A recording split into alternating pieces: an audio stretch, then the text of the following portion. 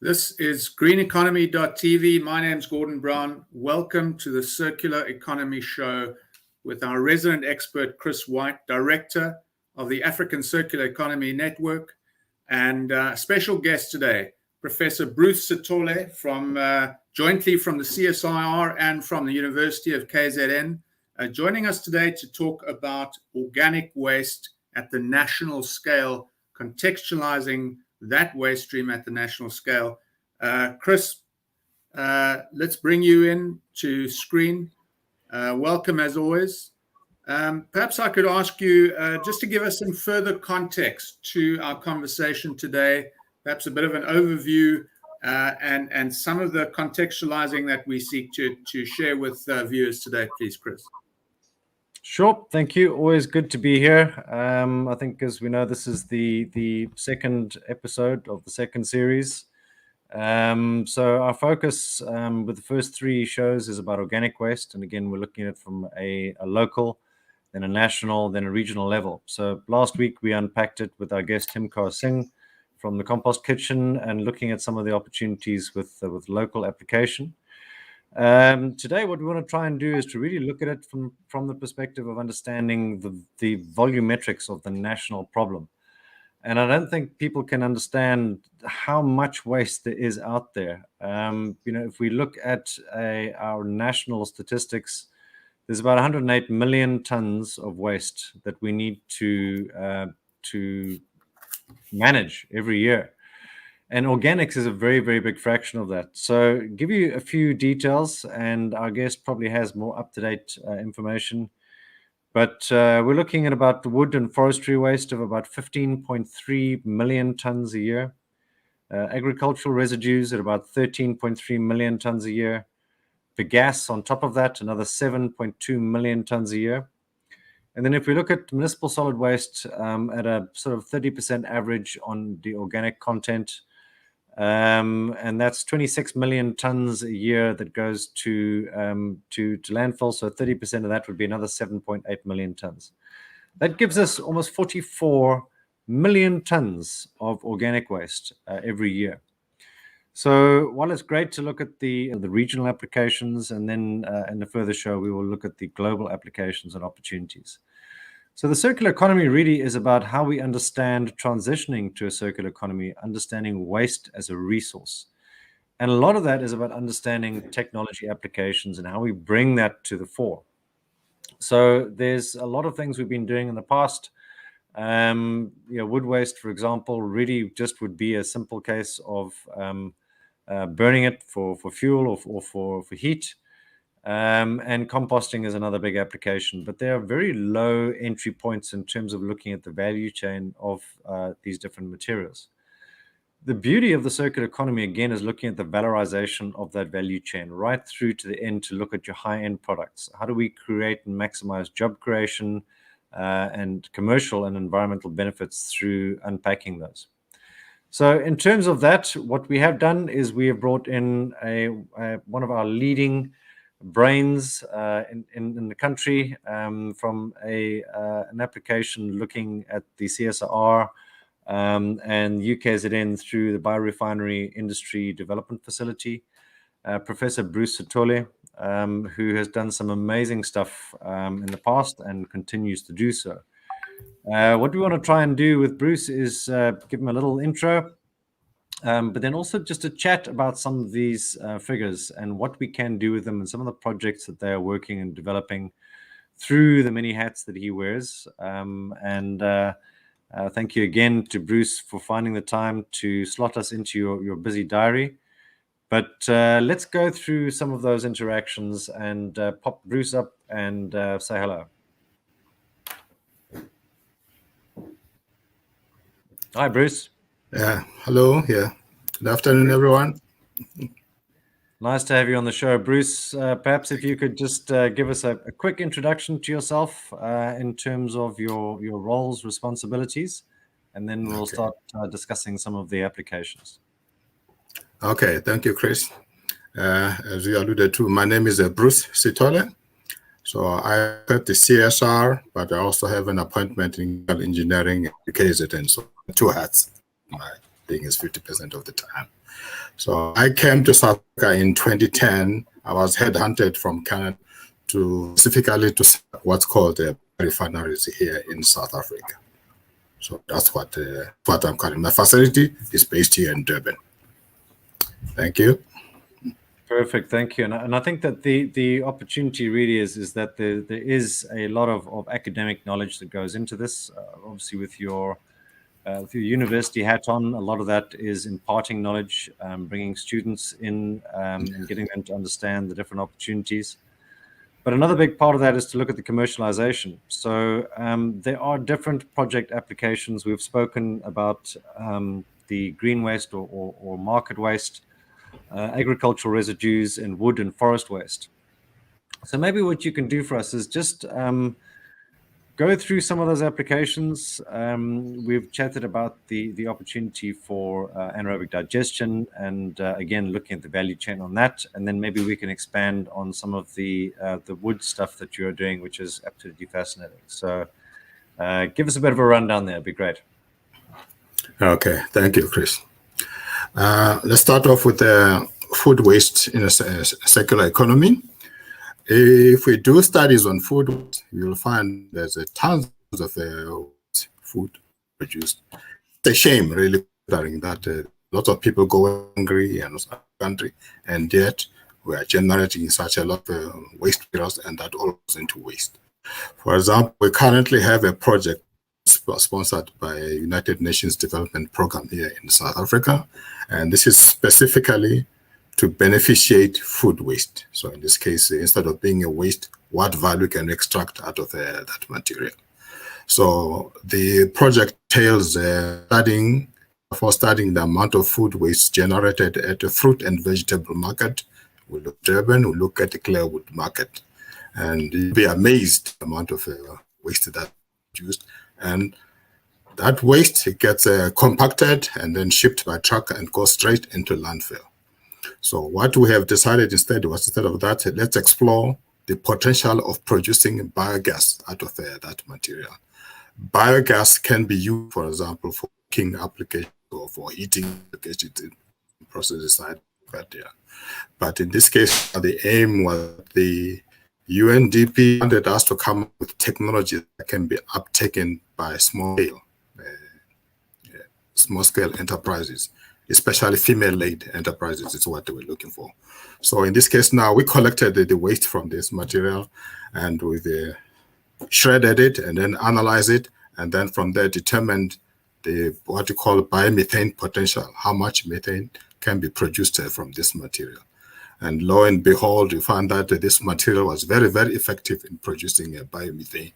Indeed, processing 1 kilogram of this material produced well over 175 liters of biogas. So it's a very good for that kind of thing. So we are right now, we're in the process of setting up an anaerobic digester at the facility of this ACEN selected in the area, and we're setting up a digester that will have the capability of supporting a family of 5. And the founder, I guess they're very happy about it. Actually, the CEO of the UNDP came to visit our facility. They were so happy about it that now they want to use our facility now as a hub for expanding this type of a technology they do. So it does, so everything works well. Another example, if you look at the forestry waste now. Sorry, Bruce, before you go on there, I just want to jump in and ask a few questions about that project. And it's quite fascinating. I mean, if you think about the amount of waste, you mentioned the Claremont market, 1 kilogram equals 175 liters of biogas. I mean, what is the value of 1 liter of biogas? Is there a market price for such a thing? There is a market price for that, but no, right now, I can't recall. Okay, but look, certainly, I mean, it has a market value. So, I mean, 175 liters ultimately from 1 kg. I mean, how many kgs does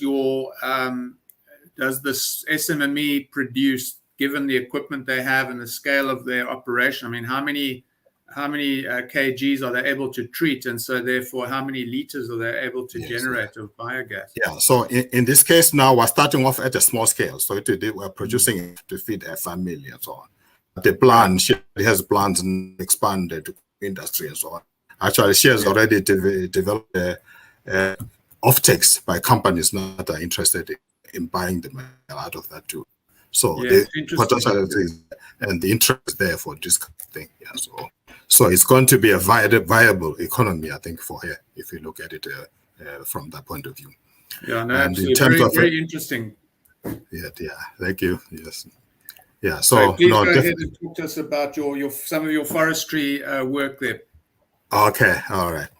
If we look at the forestry waste, so in this case, if we look specifically at forest plantations, you may recall that in South Africa, our forests, our natural forests, they're not good. They're not good for making pulp and paper or for making poles and all that.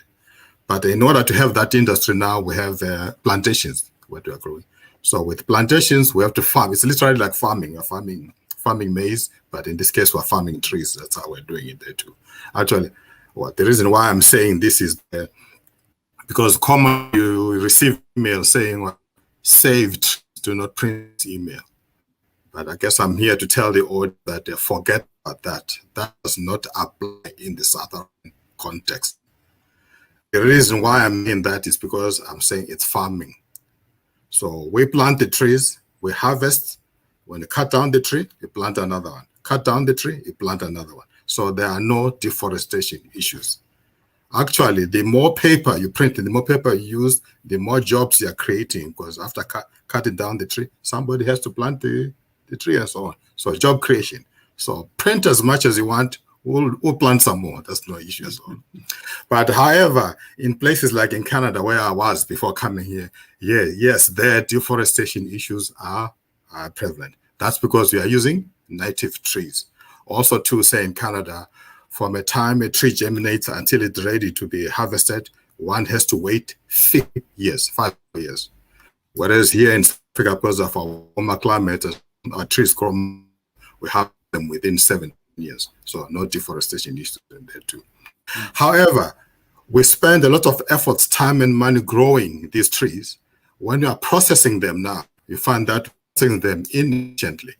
For example, if I count a ton of say I use to produce paper, find that I'm only extracting about 47% value of the tree. The majority of the tree is lost as waste. So it's a very, very wasteful industry in that aspect. So we're concerned about circular economy. What can we do now about that waste? So in this case now, so what you are saying, the new concept, okay, you keep on the way you're working, producing or whatever inefficiently, but come to your facility, we collect waste and then see what value we can make out of it. For example, you can take the sawdust waste, you can extract the materials out of there. Some of the materials are called hemicelluloses. Hemicellulose is like a type of sugars in there too. And one of the sugars you find in there is called the xylose. This xylose can be converted into xylitol. Xylitol is a low calorific sweetening agent. It's good, say, for diabetics or concerned about and so on. It's good for that kind of thing. The problem is there's no xylitol protein in South Africa. It's imported. So what we are saying is that why can't we take a waste material, this is sawdust, extract this xylose, and then have our own locally produced technology for producing xylitol at a much cheaper price? Because currently xylitol sells for 150 rand per kilogram, whereas sugar is about 15 rand a kilogram. So xylitol is 10 times more expensive than sugar. But problem is you cannot reach it. But with what you call biorefinery technologies now, there is potential of doing this here. Another way you can process the biomass there too, can burn it or convert it into high-value products. I'm familiar that people harvest firewood for cooking, or they can get firewood and use to produce charcoal. But that process is very, very inefficient. You find that the process of producing charcoal produces a lot of smoke and so on, and it's not good for the environment. But if you can do it under controlled conditions, you can paralyze it or burn it to produce a high value material. One is charcoal, but there's even better way. Instead of using charcoal, produce what's called biochar. And the volatile, the smoke that are coming out, condense and you collect that, and they become a liquid material called wood vinegar. So you can produce these two things here. Biochar on one side, wood vinegar on the other side. What can you do with it? Biochar, for example, can be used for soil amendment. So in areas where farmers, they can use this to replace chemical fertilizers.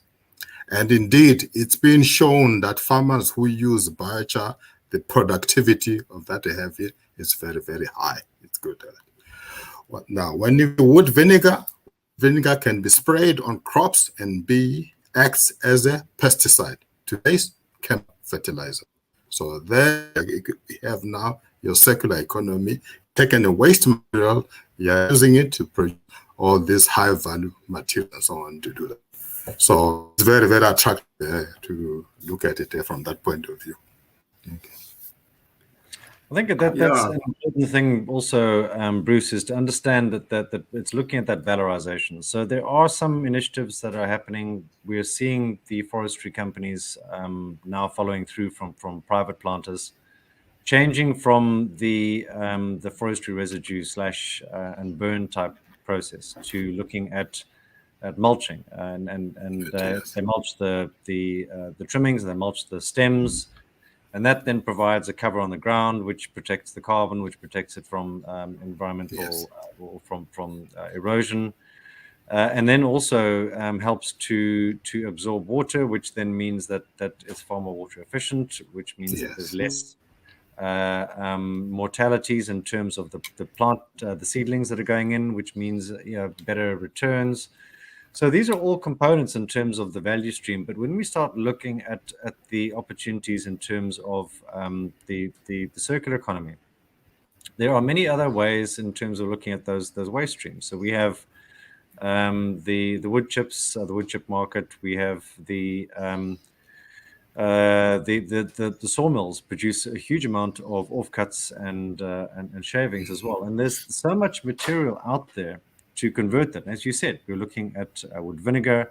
Biochar is taking off like a rocket globally. It's been talked about very positively in COP26 at the moment, because obviously the opportunity to put carbon back into the soil.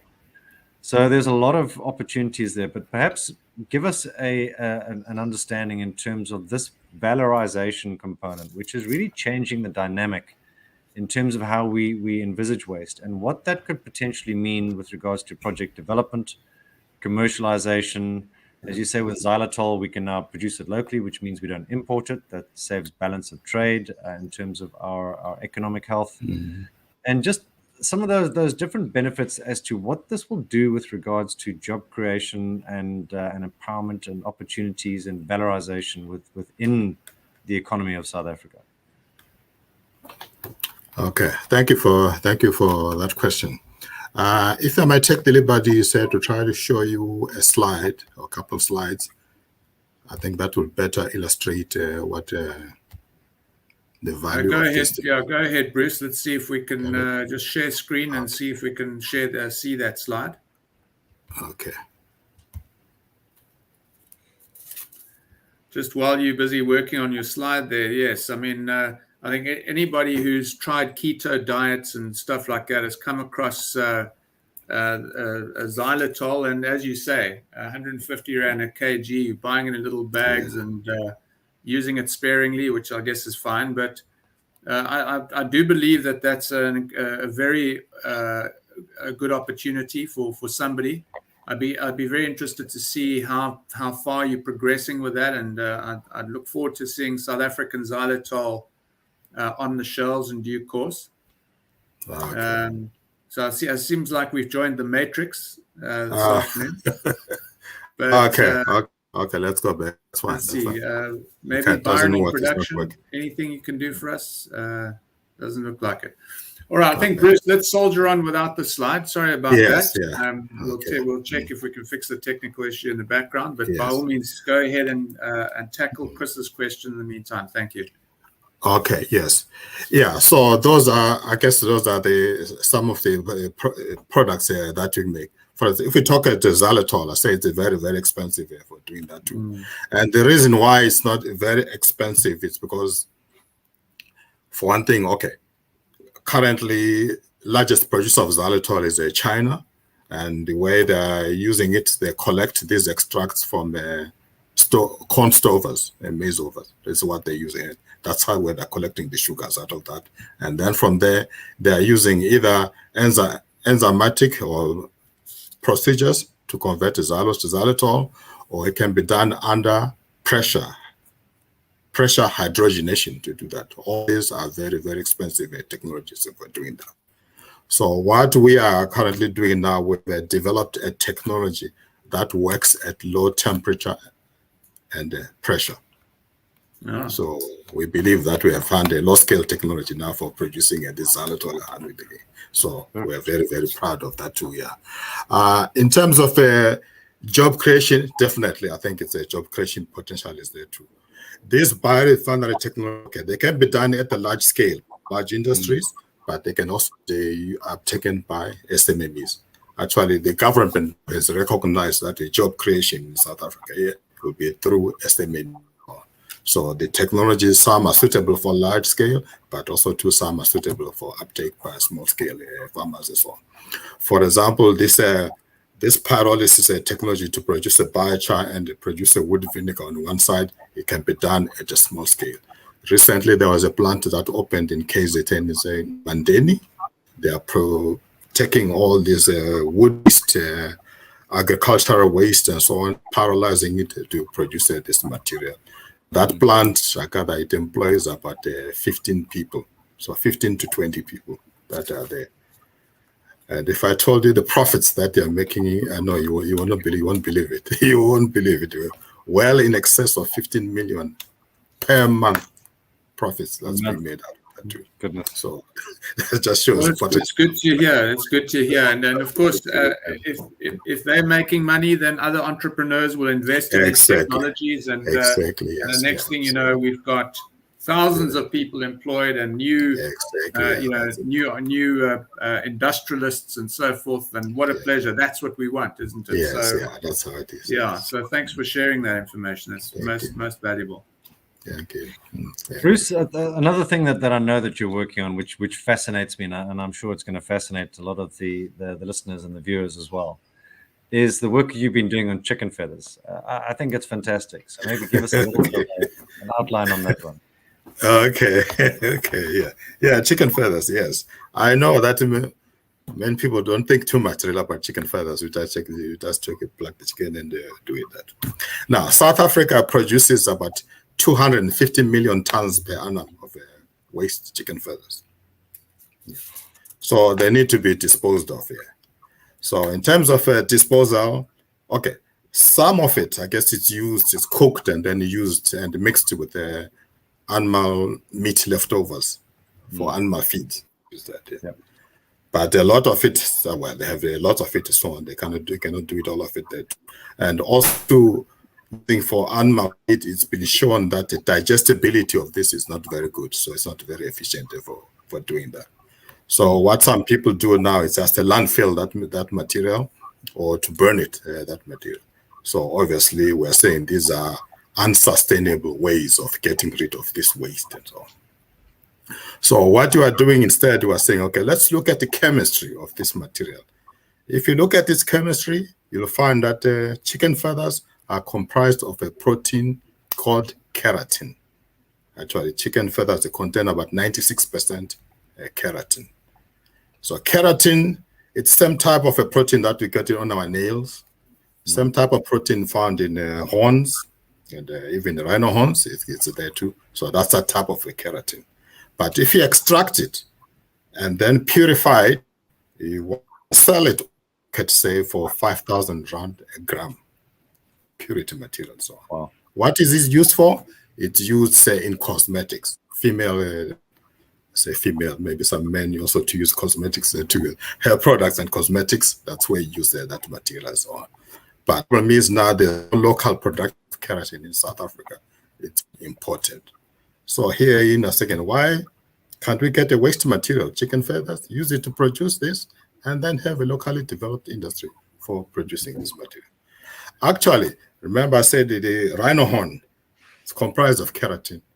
Actually, we were sort of thinking facetiously whether can we 3D print this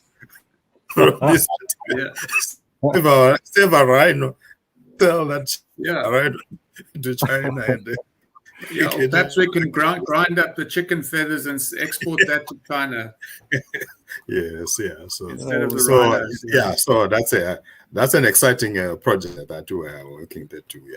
So tell us more about that one, Bruce. I think you mentioned off air that you also have, there's been a commercialization process already with that, where you've got a number of companies that the one company is producing and the other company is actually using it as an input. Tell us more about that, please. Yes, yeah. So we have developed a technology for extract this material. Remember, pure keratin, expensive one. So extract it is very simple. It's purification, which is a problem and so on. So we have developed a low-cost technology for producing this at a high quality and so on. And we are currently working now with 2 SMMEs to uptake these technologies. So SMME is going to uptake the extraction technology and then the market. Other SMME now is taking the product and using it now in the formulas, cosmetic formulations, this kind of thing, so that we are creating a high value for this kind of a material. So, right, and so these cosmetics are already available in South Africa. People can buy them. In South Africa, yes, definitely, yeah. That's an incredible success story, along with some of the other fantastic stories that you've told us there. We've probably got time enough to just dip into one other example. Chris or Bruce, do you perhaps just lead that aspect of it? Is there one more thing we can dip into? Well, I think we've chatted about agricultural residues as well, and I know that Bruce did mention, you look at that xylitol as an extraction from the corn stalks. We have a number of different components here. I think if we look at our, we've got massive amounts of grain, sunflower husks, and I can't remember what the other one was, but there's 4 main components to those agricultural residues, which I said made up 13.3 million tons: maize, wheat, sunflower, and grain. Any applications on those? And again, biochar, you could do the same thing, but from a value perspective, what's on your horizon there, Bruce? What's on the horizon right now, looking at the fibers itself, there's the materials called the nano crystalline cellulose materials. If you look at the wood fiber, side you have what the structure of cellulose. It has the homogeneous, non-homogeneous in terms of its structure, and these fibers at a nanoscale.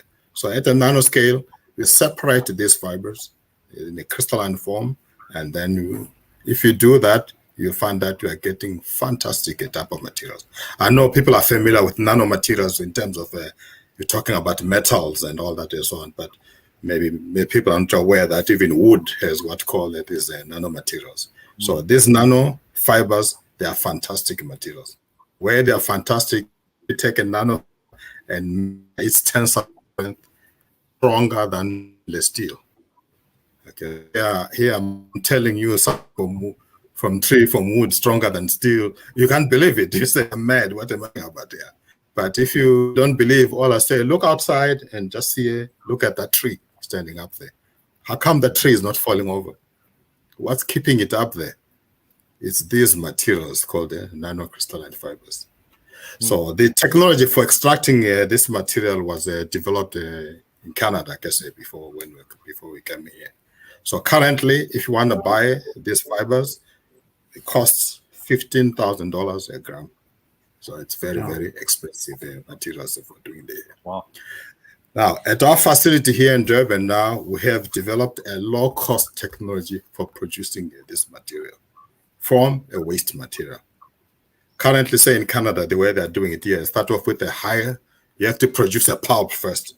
And the yield from that pulp for producing the pulp is only 35%, which means 65% is going to waste. So you take that 35% and you process it with chemicals to produce this nanocrystalline cellulose, and the yield from that is 15%. With our technology, we're going straight for the waste biomass. So we don't need a mill to produce the material. And when you process it through a black box, and lo and behold, we get these nanofibers on the other side, and the yield there is 40%. So a low cost for producing this high material from waste material. Those kind of things, this is a low cost. There's potential now for ACEN to uptake this technology. Wow, and so the output from this low cost process, I'm assuming that it's coming out in a similar quality to the international products from Canada. Definitely, that's remarkable, and these are remarkable stories. And I really think that people in South Africa need to be told these stories. You know, I've been in the business a long time of trying to tell success stories, and it's the first time I've heard of all of these stories that you've brought through. So, Chris, thank you very much indeed for inviting Bruce to chat to us. And thank you, Bruce, for joining us and for sharing some of these insights with us. I'm sure we could speak to you for the rest of the afternoon. But that's all the time we have for right now. So thanks again to our guests, ladies and gentlemen. Thanks for tuning in. Tune in again next week. We continue on the subject of organic waste. But this time we're moving to the international or the global context, and we'll be chatting then about that. Join us Wednesday next week, 1 o'clock. Thanks very much indeed for your attention. Bye-bye. Thank you. Thank you much. Thank you. How to grow this influence of Black leaders, men and women that can represent our industry inside the ANC, inside the policy-making structures. Get to grips with the digital environment, put together best practices, what works and what doesn't, very importantly. In the project that we're doing in Chaplat, we've created a linking bridge between those two little areas there. So it becomes a matter of just 10 minutes walk from one side to the other. So my message to our CEOs and those chief investment officers is, where at the end of the day do you want to see your role? So by treating all of our water back to a stage where we can bring it back into the process, we're in effect saving around about 35% of our water usage on site.